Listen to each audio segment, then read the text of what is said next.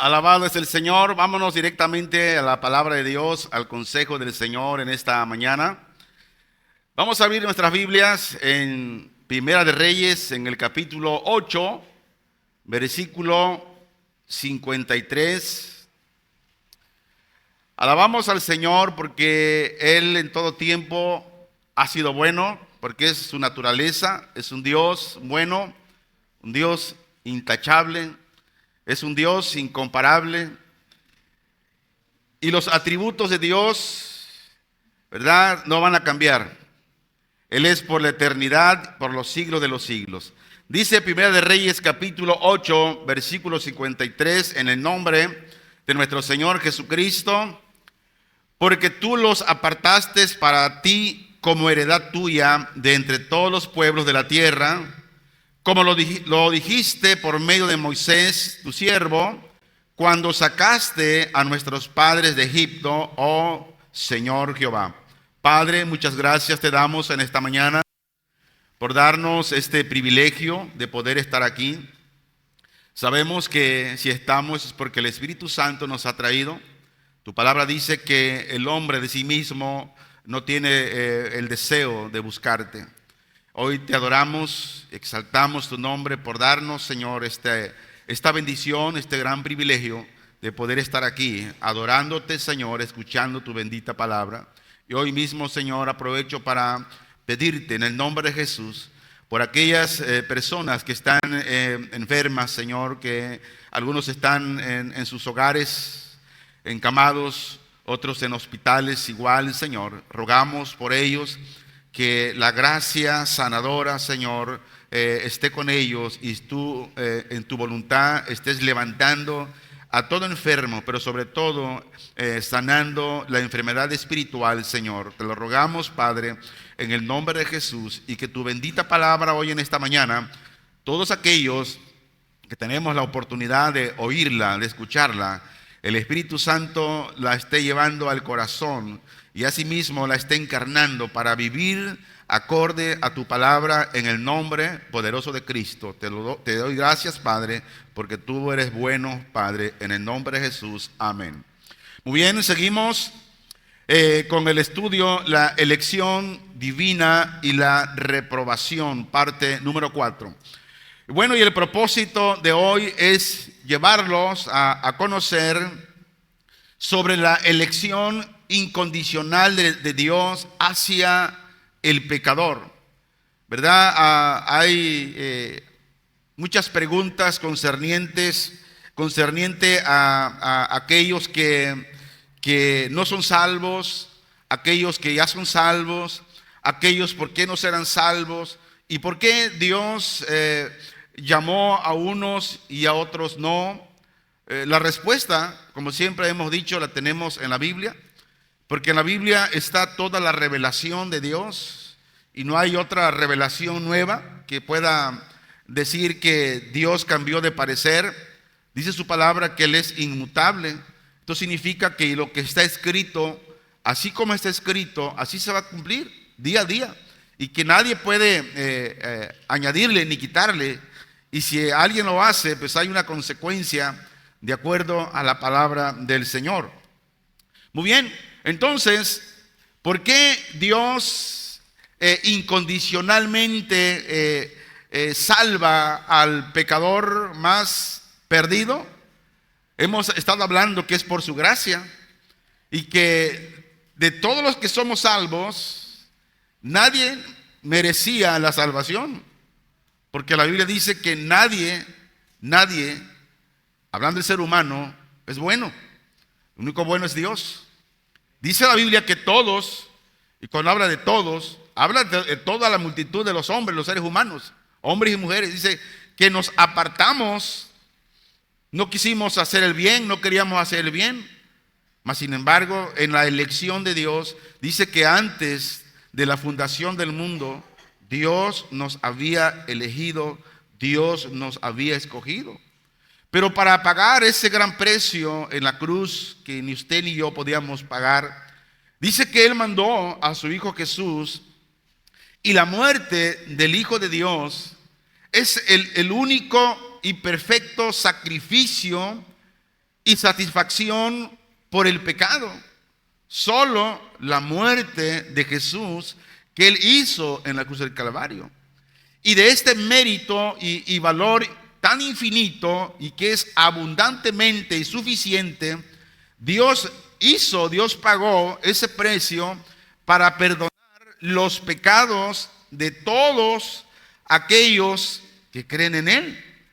Y como hemos hecho la pregunta, ¿a poco todo ser humano cree en Él? La respuesta es no. Por eso debemos poner mucha atención cuando dice el Señor que solamente es salvo aquel que cree en Él. Aunque Dios dice que Él mandó a su Hijo a morir por todo el mundo. Pero la pregunta es, ¿todo el mundo será salvo? La respuesta es no.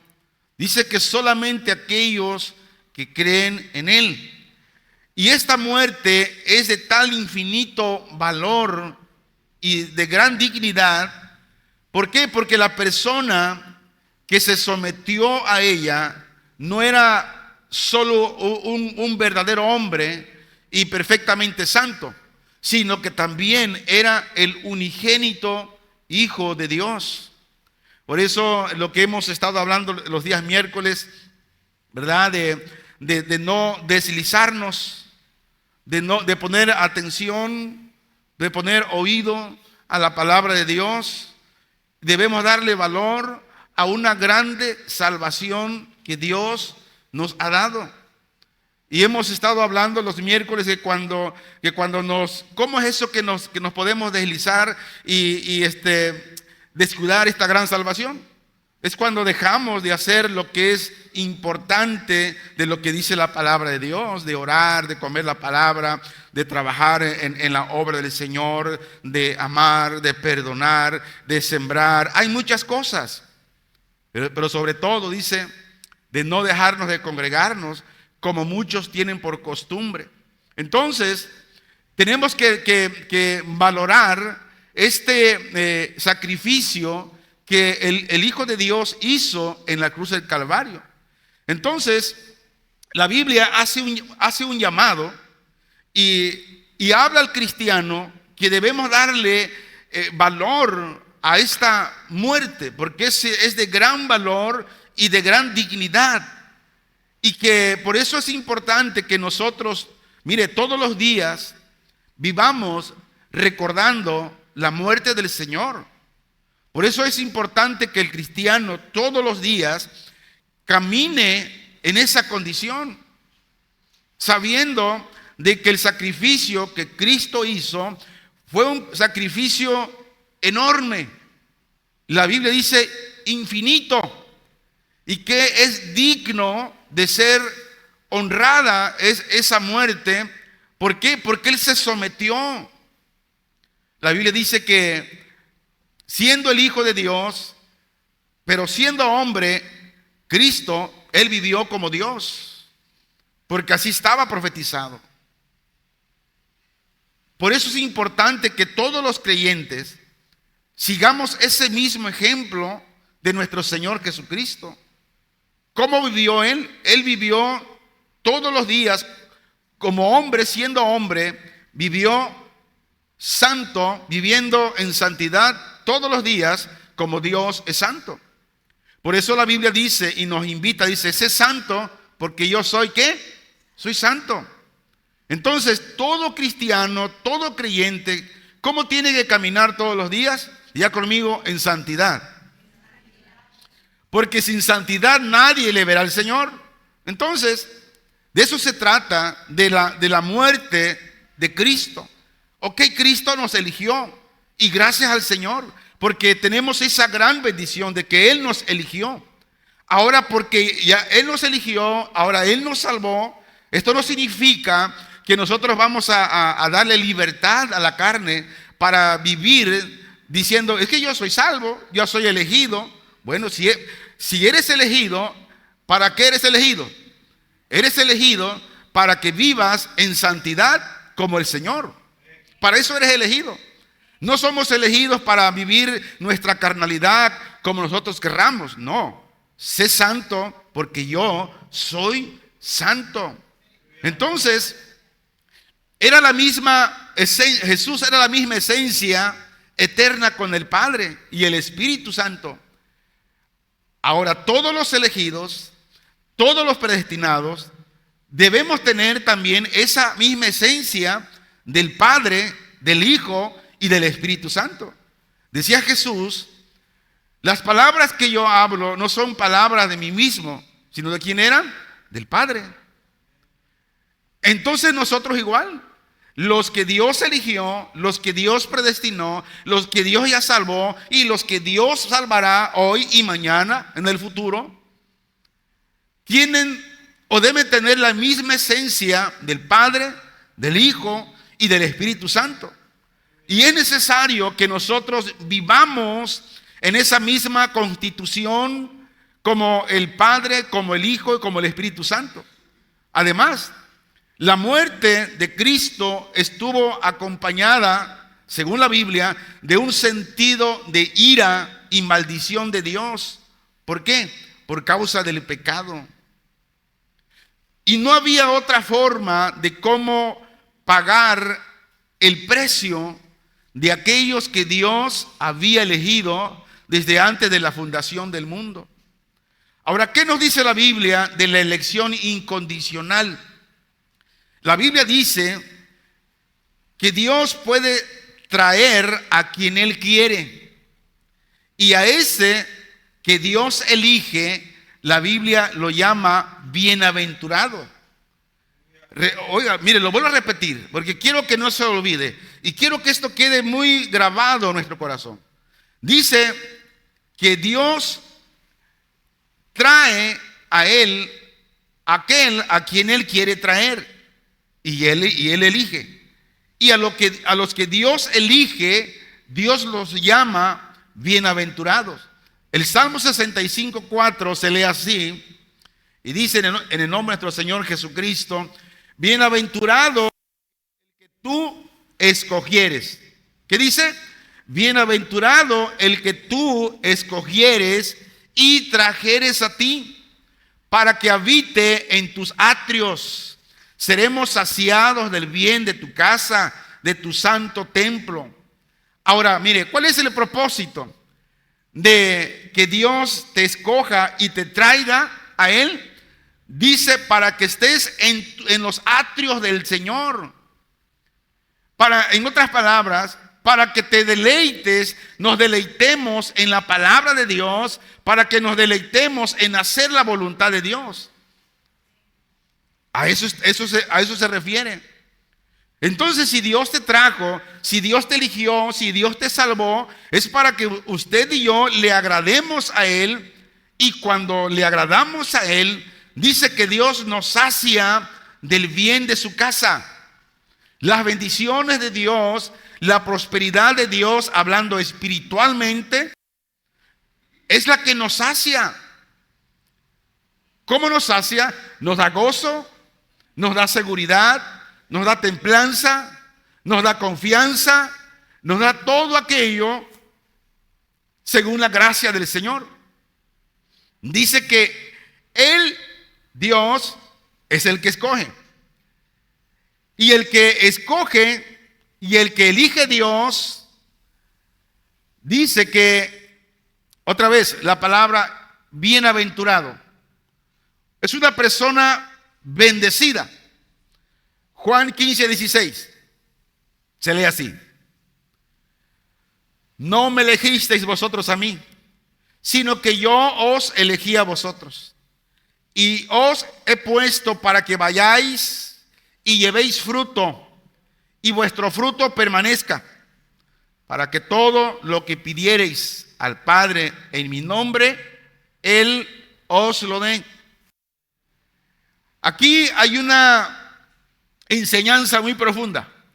Primero, cuando dice: no me elegisteis vosotros a mí, es decir, no decidiste tú venir a mí, porque tú como andabas no me deseabas, me aborrecías. Dice: sino que yo os elegí a vosotros. En otras palabras, no importando en tu condición, revolcado, nejo, sucio, apestoso, Dice, yo te elegí.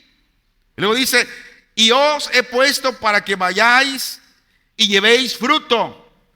Ahora, y Dios te sacó de donde estábamos, te sacó para que fueras cambiado, fueras transformado y llevaras fruto, y vuestro fruto permanezca. Ahora escuche esto. Pero nadie que no es traído por Dios puede ser limpiado, puede ser salvo, ni mucho menos puede llevar fruto, y mucho menos puede permanecer ese fruto. ¿Por qué razón? Porque poníamos el ejemplo de aquel árbol de Navidad que muchas veces se pone en la casa.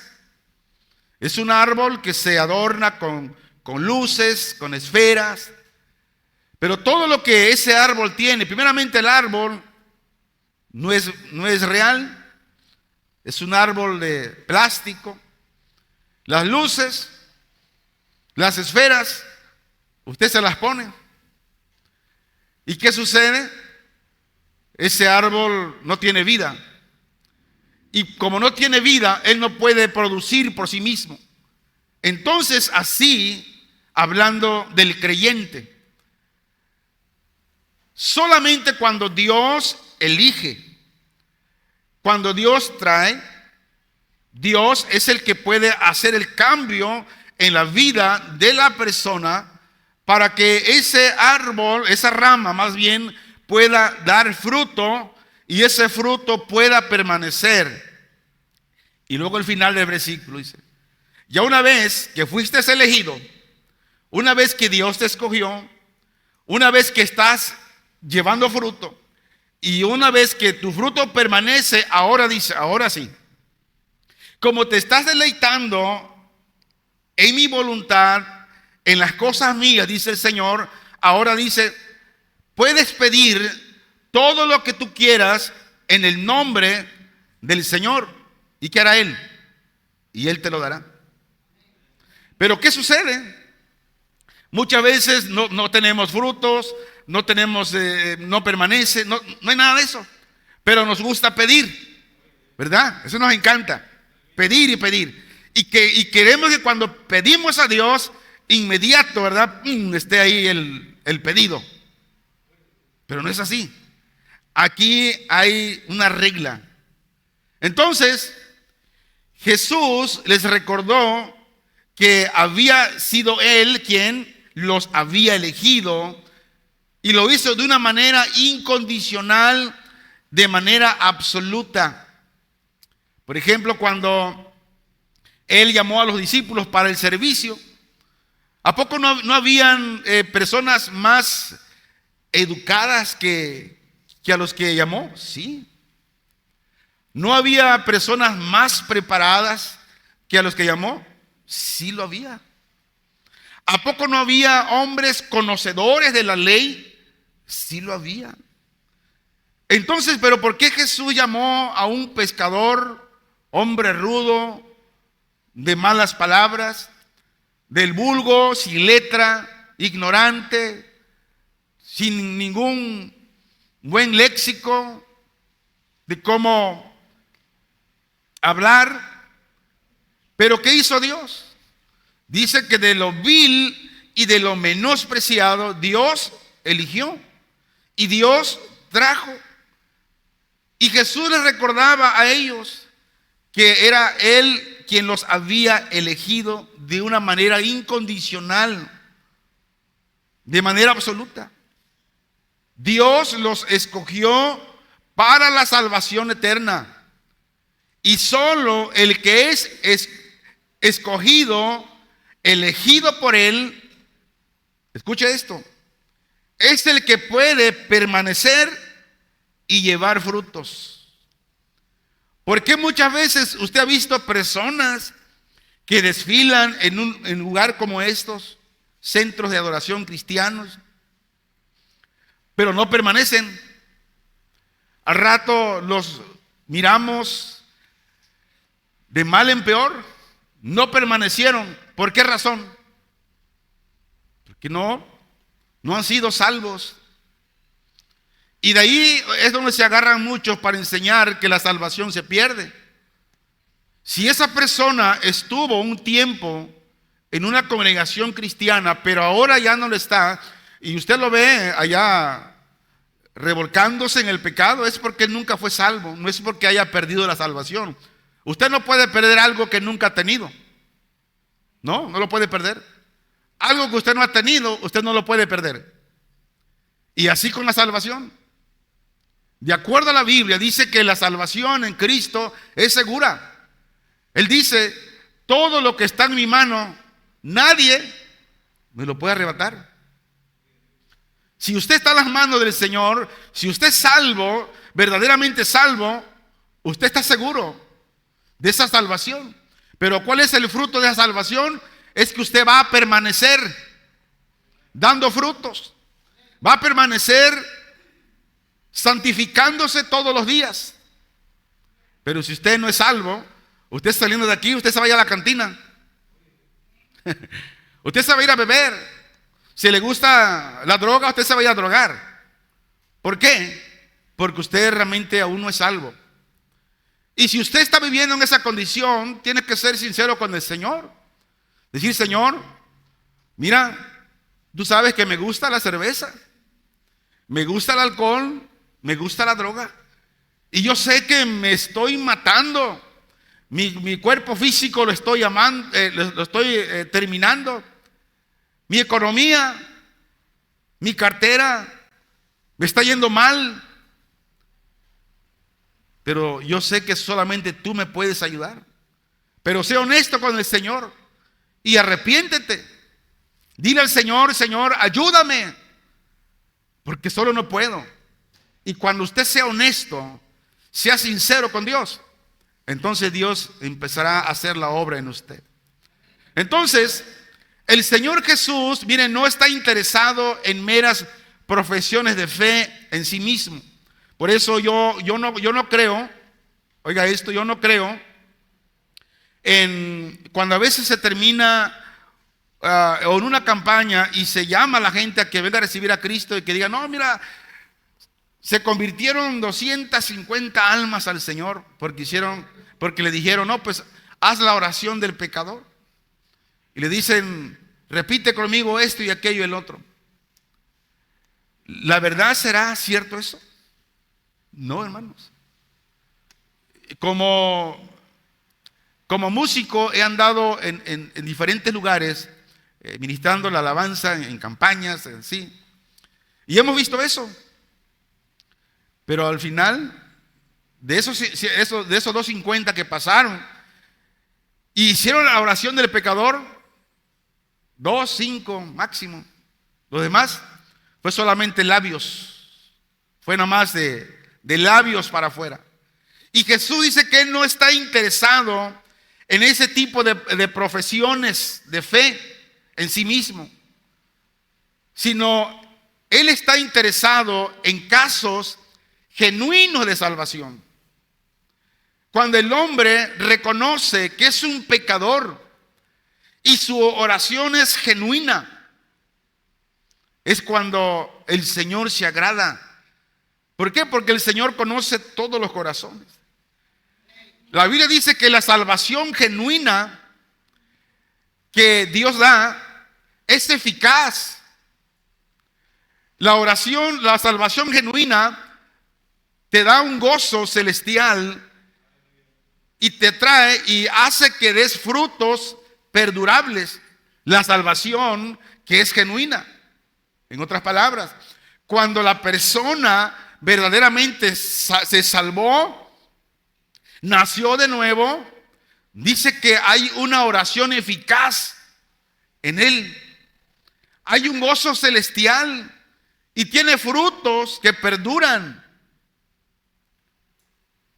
Ahora, ¿cuál es el secreto de una vida eficaz cristiana? Oiga esto. Un verdadero cristiano con una vida eficaz, el éxito está en la palabra y en la oración. Ahí está el éxito. en la palabra y en la oración. ¿Usted puede ser salvo? Sí, y lo creo que usted es salvo. Pero para que usted tenga éxito en la vida cristiana, usted como cristiano tiene que ocuparse en la palabra de Dios y en la oración. ¿Por qué razón? Primero, porque la palabra dice que es vida y es espíritu. Y cada vez que vamos a la palabra, comemos la palabra, recobramos vida y somos llenados del Espíritu Santo. Por eso aquí una de los frutos de estar siendo llenados del Espíritu Santo es cada día que comemos la palabra.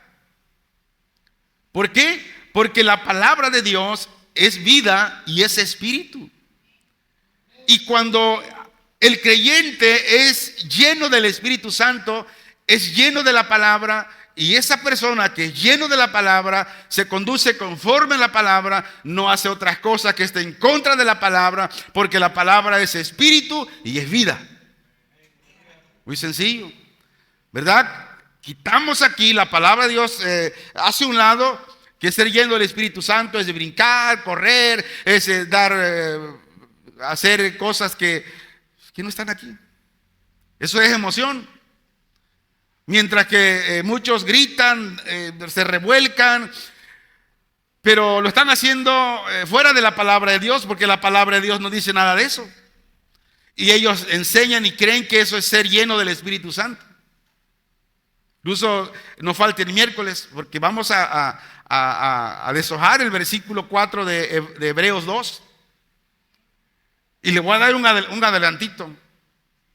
De que hoy en la actualidad muchos creen que si no hay una manifestación del Espíritu Santo en el servicio, no estuvo bien. Dios no estuvo presente porque no hubo una manifestación de sanidades o de hablar en lenguas. No, estuvo el servicio aburrido porque no hubo ese tipo de manifestación. No se trata de eso. Es un adelanto solamente. Va a estar interesante. Venga, no falte. Entonces, la salvación genuina te lleva a una oración eficaz, te da gozo celestial y los frutos perduran. Y para tener una vida llena de fruto que perduran, ser un cristiano que lleve una vida de éxito espiritual, tiene que estar con la palabra todos los días, así como la oración. El Evangelio tiene una promesa. Ahora, ¿cuál es esa promesa? Y la otra pregunta ¿es para todas las personas esa promesa? La respuesta es no. La promesa del Evangelio es para todo aquel que cree en el Cristo resucitado. Y esa persona que cree en el Cristo resucitado, la promesa es que no perecerá, sino que tiene vida eterna. Fíjense nomás qué hermosa promesa, pero no es para todos. Solamente para aquellos que creen en el Cristo resucitado, solamente ellos, dice, no perecerán, sino que tienen vida eterna en Cristo Jesús. Y todos aquellos que creen y son librados y salvados del pecado y de la destrucción a través de la muerte de Cristo, le deben este beneficio solamente a la gracia de Dios dada a ellos en Cristo Jesús desde la eternidad, y ningún mérito hay de la persona que es salva, solamente por la gracia de Dios. Ahora, la mente de Dios hemos dicho que es una mente infinita, y por lo tanto al ser humano le cuesta trabajo comprender la elección incondicional de Dios. Y hay mucha discusión al respecto a esto. Y muchos se enfrascan y hasta salen mal, ¿no? Pero ¿por qué Dios eligió a unos y a otros no? Miren, vamos a ver lo que dice el Salmo 78, por favor. Salmo 78, versículo 67 al versículo 70. Vea lo que dice el Señor. Es importante que la palabra del Señor nos hable. Y dice la bendita palabra del Señor así: desechó la tienda de José y no escogió la tribu de Efraín, sino que escogió la tribu de Judá, el monte de Sión, al cual amó. Edificó su santuario a manera de eminencia, como la tierra que cimentó para siempre. Versículo 70. Eligió a David su siervo y lo tomó de las majadas de las ovejas. ¿Por qué Dios lo hizo así? Porque Él es Dios. Y Él puede hacer lo que a Él le plazca con su gracia. Por eso, repito nuevamente, usted y yo somos bienaventurados al ser elegidos por Dios. La elección incondicional es el consejo soberano y la voluntad de la gracia.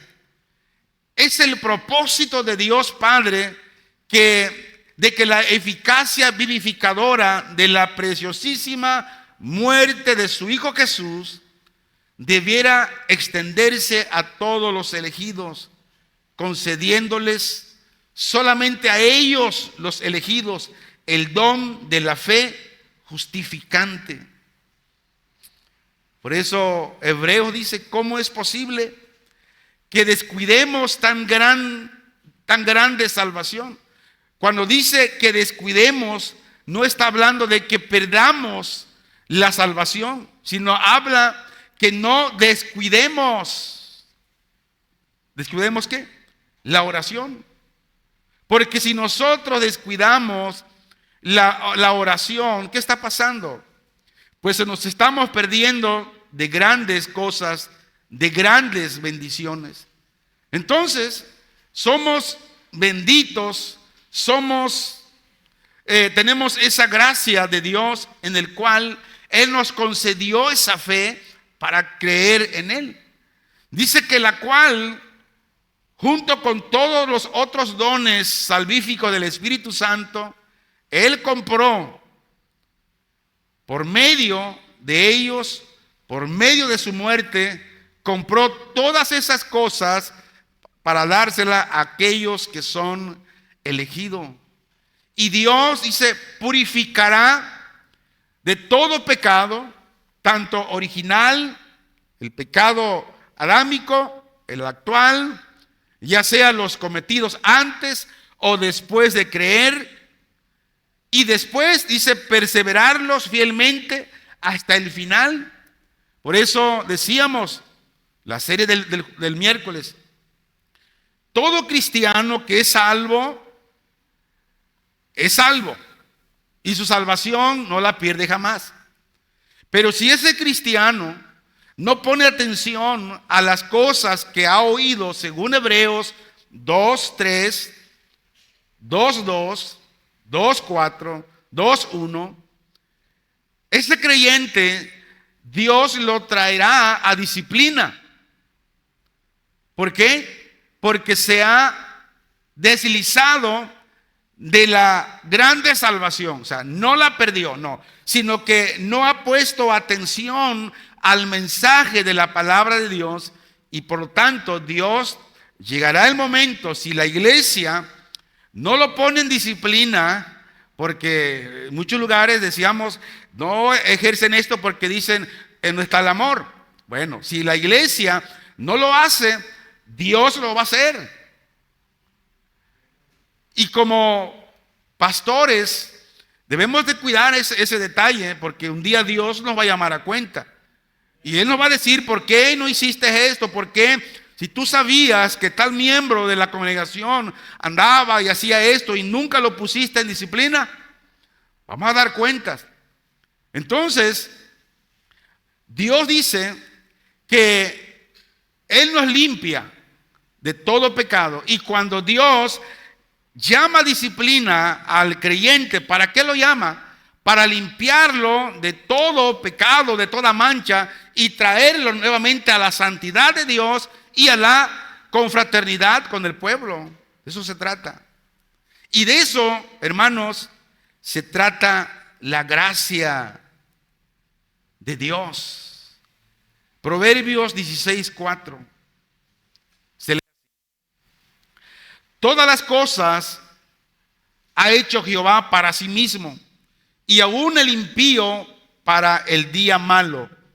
Ahora, este versículo no está diciendo que Dios haya creado a ciertas personas para ser condenadas. No hay ningún lugar en la Biblia que enseñe el rechazo de Dios a una persona. Lo que la Biblia dice, que los hombres se condenan por su propia elección deliberada y no por un decreto divino. Lo que nos enseña Proverbios 16:4 significa que Dios tiene un fin, tiene un objeto o propósito para cada cosa. En otras palabras, hay un resultado para cada causa. Hay una recompensa, hay un castigo para cada acción. Si alguien hace una acción que es en contra de la voluntad de Dios, Dios va a tratar con esa persona. Dios ha decretado un día, y ese día va a llegar, donde el impío va a estar delante del Señor.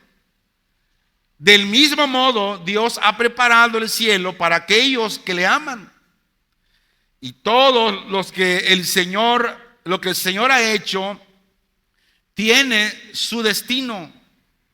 Y el destino de los impíos, según la Biblia, es destrucción. Es el destino de los impíos, destrucción. Entonces, la elección incondicional nos enseña que Dios elige a quien Él quiere. Isaías 41, 8 y 9 se lee así: pero tú, Israel, siervo mío eres tú, Jacob, a quien yo escogí, descendencia de Abraham, amigo mío. Porque te tomé de los confines de la tierra, y de tierras lejanas te llamé, y te dije, mi siervo eres tú, te escogí y no te deseché. Los versículos 8 al 20 describen el amor y preocupación personal de Dios por los suyos. Y la pregunta es, por ejemplo, nosotros antes de venir a Cristo, ¿quiénes eran nuestros dioses? Eran ídolos. ¿Quién era nuestro Dios? Eran ídolos. Y la pregunta es, ¿esos ídolos tuvieron cuidado de nosotros? La respuesta es no. Pero vemos cómo Dios, cuando nos ha llamado de esos ídolos para ahora ser sus siervos, Dios nos ha guardado, Dios nos ha bendecido. ¿Por qué? Porque solo Dios asegura su presencia, su relación y su poder sustentador. Por eso yo le aconsejo esto, amado hermano en Cristo Jesús. Donde quiera que usted esté, en su casa, en su trabajo, en la escuela, en la calle, donde usted tiene que saber que la presencia de Dios está ahí con usted. Está ahí. Y que todo lo que usted haga, Dios está ahí. Todo lo que usted piense, Dios está ahí. Todo lo que usted diga, Dios está ahí. Entonces, ¿habrá manera de escondernos de Dios? No lo hay. Y esa es la gran bendición que nosotros ahora tenemos. No teníamos esa bendición cuando nuestros dioses eran los ídolos. Ellos no nos guardaban. Ellos todavía están ahí puestos en una repisa que ni el polvo que le cae se puede limpiar. Pero el Dios al quien nos sacó de ahí, ese nos guarda, ese nos cuida, ese nos da la vida, nos da todo. Dios es el que elige incondicionalmente. Y Dios le eligió a usted. Dios nos eligió a nosotros. No porque seamos buenos o mejores que aquel que Dios no eligió. No, éramos iguales o tal vez peores. Pero más sin embargo, Dios te eligió. Dice Efesios 2:4, según nos escogió en Él antes de la fundación del mundo, para que fuésemos santos y sin mancha delante de Él. ¿Quién escoge para salvación? Es Dios.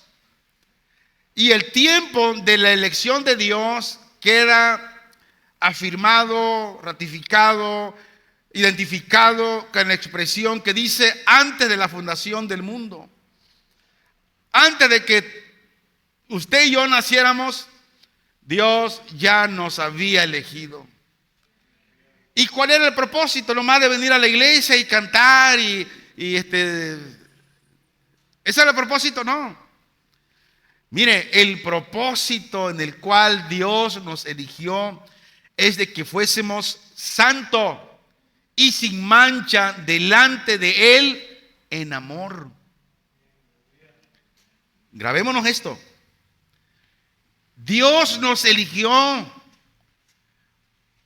para que fuésemos santos en amor, que vivamos en santidad.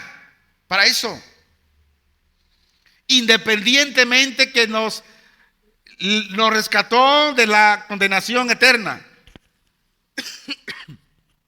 independientemente. Pero el propósito principal, dice, es para que andemos en santidad y en amor. Para eso. Y eso es lo que muchas veces al cristiano se le atora la carreta. La santidad y andar en amor. Santidad y amor. Hoy muchas iglesias están en esos conflictos de que prefieren estar llenos, aunque sin santidad, aunque sin amor. No, aquí el principio dice que Dios eligió a usted, a mí, nos eligió, nos trajo a Él para que andemos en santidad y en amor. Ese fue el propósito de Dios. Ahora, este propósito, escuche esto, no se llevará totalmente a cabo hasta que estemos con Él en el cielo. Esto significa que, por lo tanto, el proceso seguirá continuamente en nuestras vidas aquí en la tierra.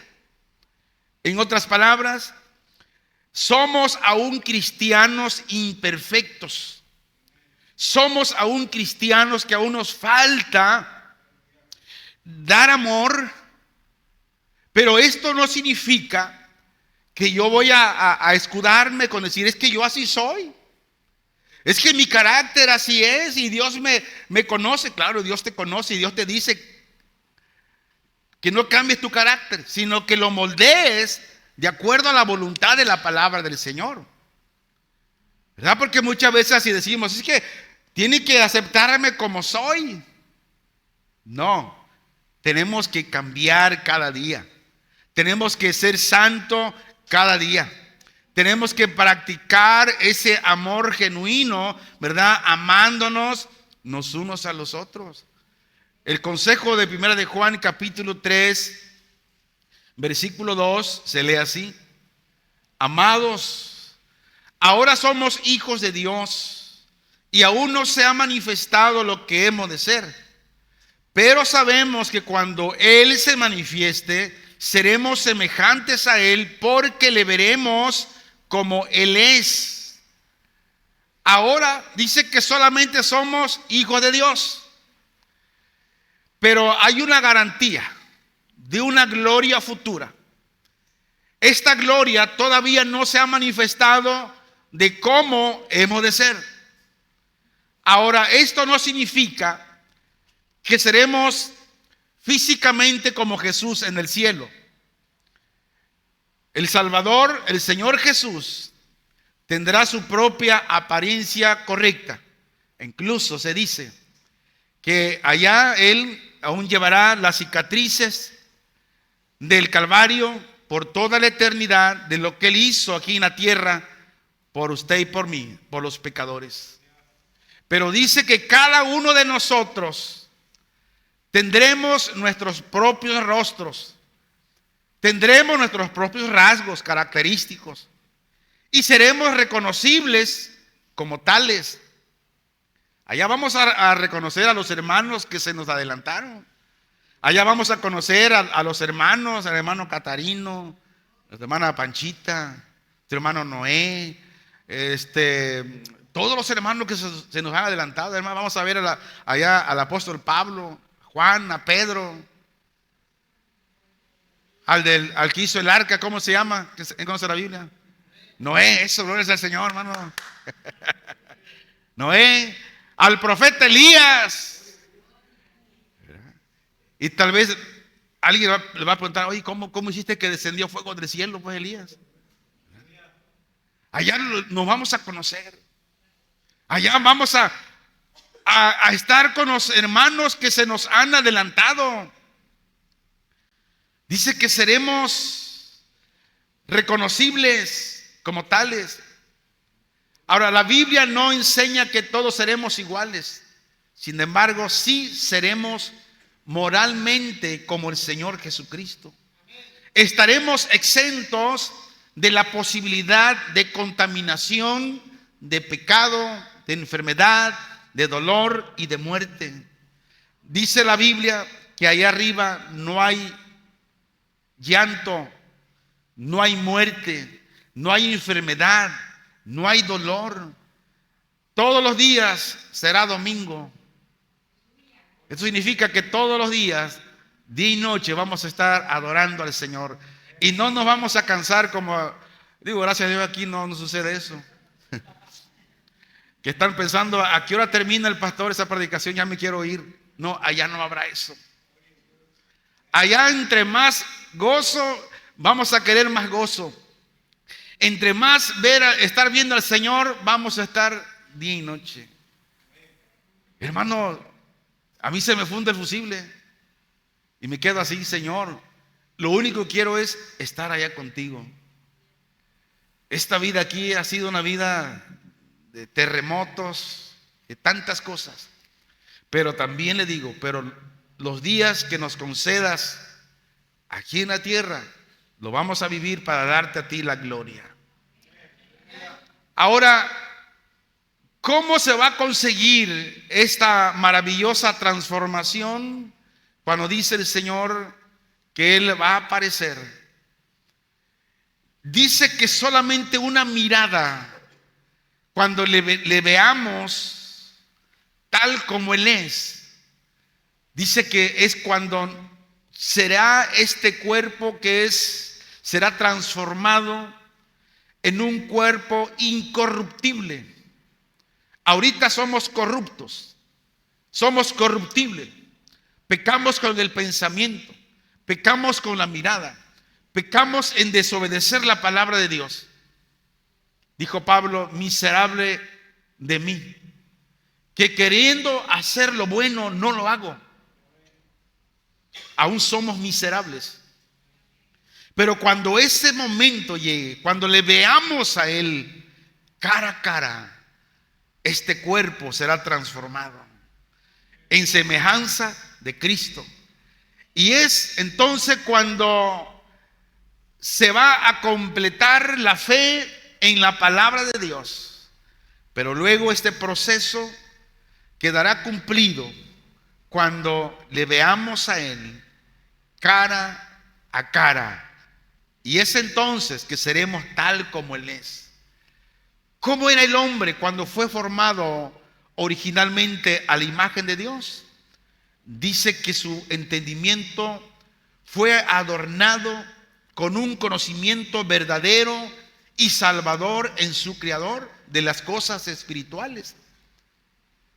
Por eso, de acuerdo a la Biblia y los grandes teólogos y eruditos, hablan concerniente al libre albedrío, que los únicos que tenían el libre albedrío para decidir hacer lo correcto o lo incorrecto eran dos personas, Adán y Jesucristo.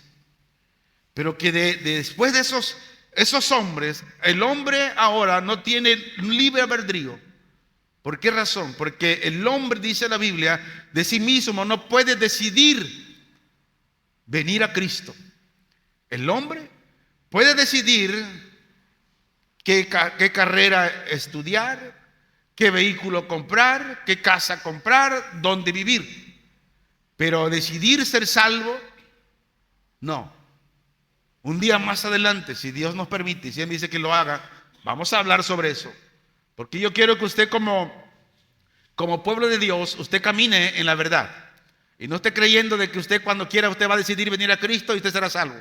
No, porque nadie puede venir a Cristo si Dios no lo trae.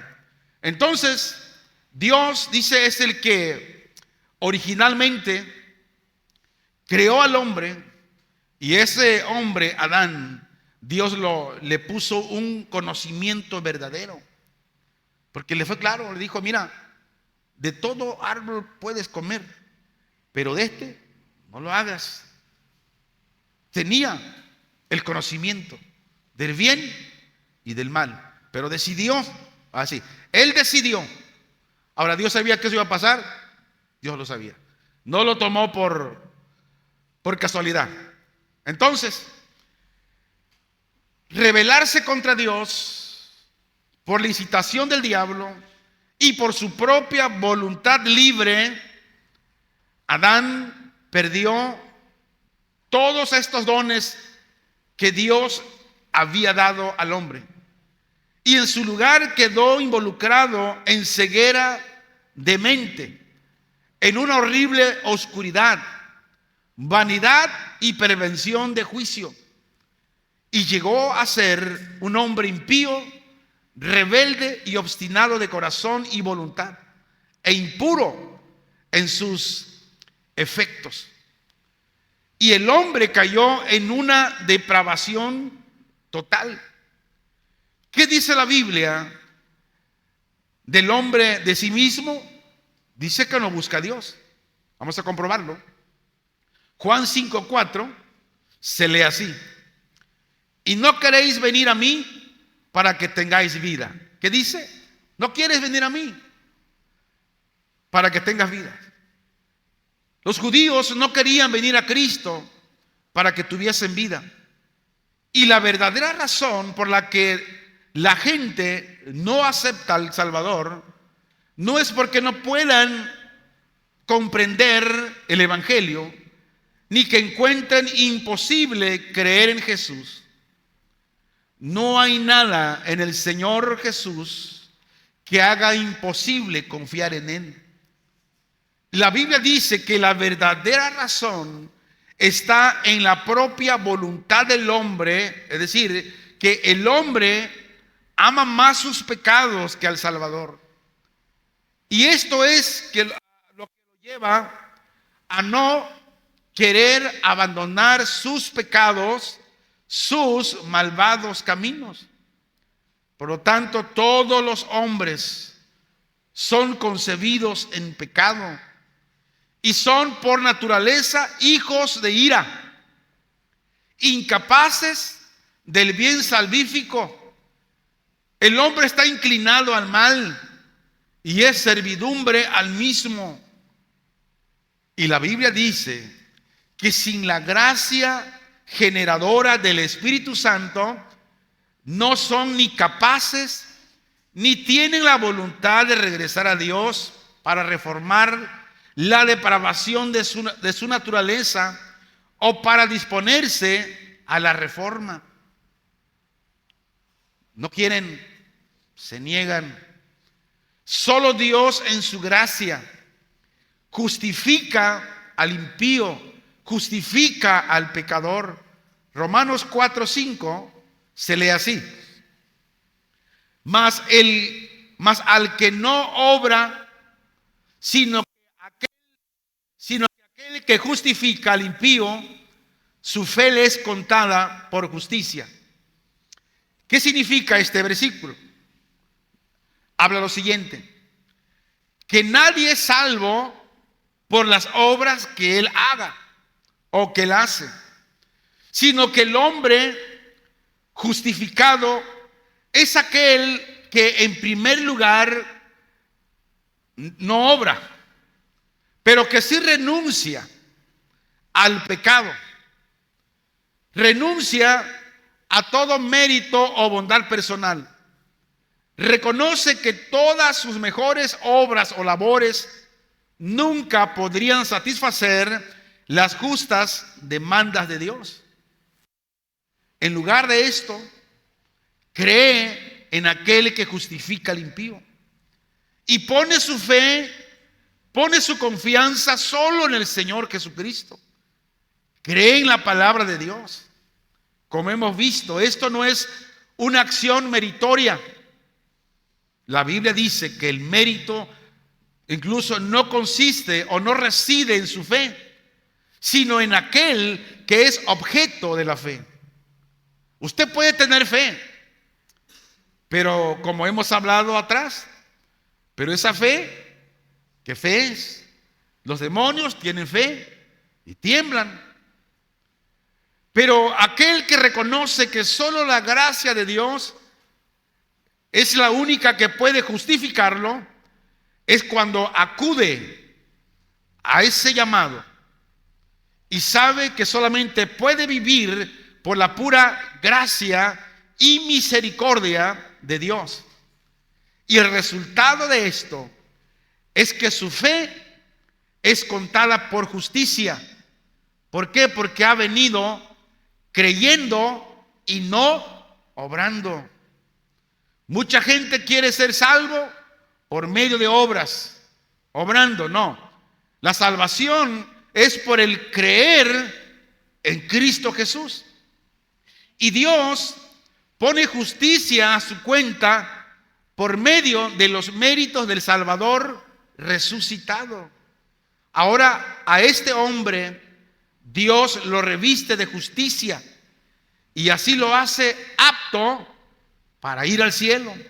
Y ahora de ahí en adelante Dios le ve en Cristo y lo acepta sobre esa base.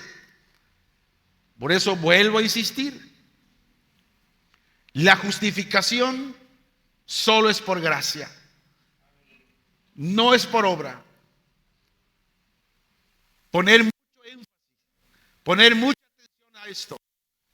La salvación es por gracia, no es por obras. La justificación incluso, la Biblia dice que es para los impíos, no para los buenos. Es cosa de gracia y no de deuda. Y se recibe por fe, no por obras. Hemos oído de los que creen, más bien de los que no creen, en la doctrina de la cruz, donde ellos, por no comprender la palabra de Dios, acusan a Dios por salvar a los pecadores. ¿Y por qué a esto sí y por qué a aquello no? Pero solo Dios en su gracia justifica a los injustos, perdona a los que merecen el castigo y favorece a los que no merecen favor alguno. Dios, que bien conoce todo nuestro ser, nuestros engaños, nuestros pensamientos. Él sabe que no hay bondad ninguna en nosotros y declara lo siguiente, y sabe todo de nosotros. Vamos a ver, Romanos, alabado sea el Señor, Romanos capítulo 3, versículo 10 al 12. Al 12 dice: como está escrito, no hay justo ni aun uno, no hay quien entienda, no hay quien busque a Dios. Todos se desviaron a una e se hicieron inútiles. No hay quien haga lo bueno, no hay ni siquiera uno. Pero más sin embargo, Dios de ahí nos trajo.